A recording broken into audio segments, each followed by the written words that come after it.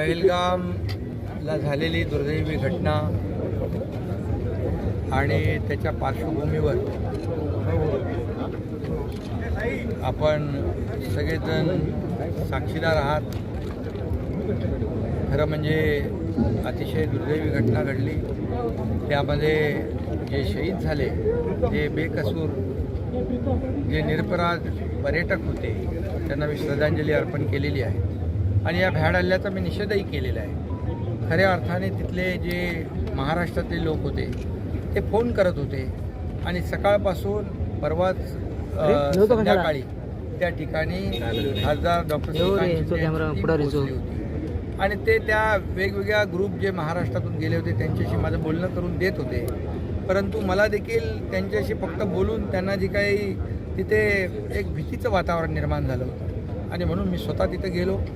आपले गिरीश महाजन मंत्री तिकडे आधी गेले होते आणि तिथं विमानांचा येण्याचा जो काही प्रॉब्लेम होता की सगळ्यांना लवकर इकडे यायचं होतं. मग आपण विशेष विमानं देखील 4 विशेष विमानं केली आणि त्या सगळ्या ग्रुपला इकडे महाराष्ट्रामध्ये आणण्याचं काम या ठिकाणी केलं आणि त्यांना देखील एक आधार वाटला की आपला माणूस तिथे पोहोचला. आणि हे सगळं जेव्हा संकट काळामध्ये अशा लोकांच्या मागं उभं राहणं, त्यांना एक मॉरल सपोर्ट देणं ही आपली जबाबदारी आहे. आणि म्हणून बाळासाहेबांची जी शिकवण, दिघेसाहेबांची शिकवण जी आहे, आपत्ती आणि आपदा संकट जेव्हा जेव्हा येतं, मग इर्शाळवाडी असेल, कोल्हापूरचा पूर असेल, अगदी उत्तराखंड, केरळ या ठिकाणी देखील आपले शिवसैनिक जाऊन मदत करतात. आणि म्हणून त्या माध्यमातून आज मी तिकडे गेलो. तिथे देखील आणखी आपली टीम तिकडे आहे, गिरीश महाजन तिकडे आहेत आणि या ठिकाणी त्यांची त्या आणण्याची व्यवस्था, नियोजन देखील आपण यापुढे देखील चालू ठेवले. आणि तिथून थेट या ठिकाणी निलेश राणे यांची आज आभार सभा होती आणि तिथं हजारो लोक या आभार सभेला उपस्थित होते आणि त्यासाठी त्यांना शुभेच्छा द्यायला मी 6 तास लोक थांबले. हा विश्वास आहे खऱ्या अर्थाने आणि म्हणून मी अगोदरच आल्या त्यांना थांबावं लागलं. मला यायला उशीर झाला, अगदी त्यासाठी दिलगिरी देखील व्यक्त केली.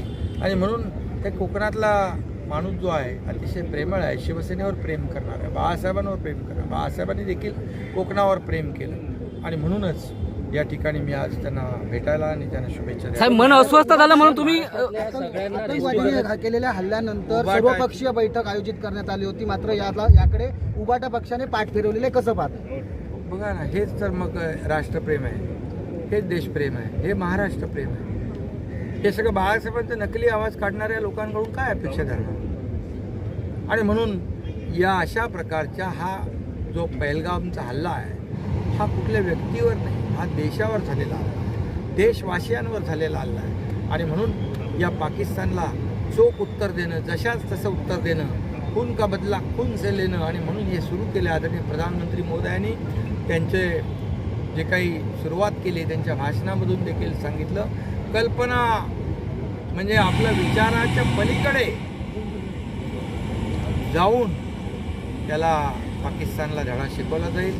मला वाटतं पाकिस्तानचं नामोनिशान मिटवण्याचं काम या देशाचे प्रधानमंत्री आणि गृहमंत्री. देश विदेशातील प्रत्येक घडामोडींचे लाईव्ह अपडेट मिळवण्यासाठी आता साम टीव्हीच्या सर्व सोशल मीडिया प्लॅटफॉर्मला लाईक, फॉलो आणि सबस्क्राईब करा.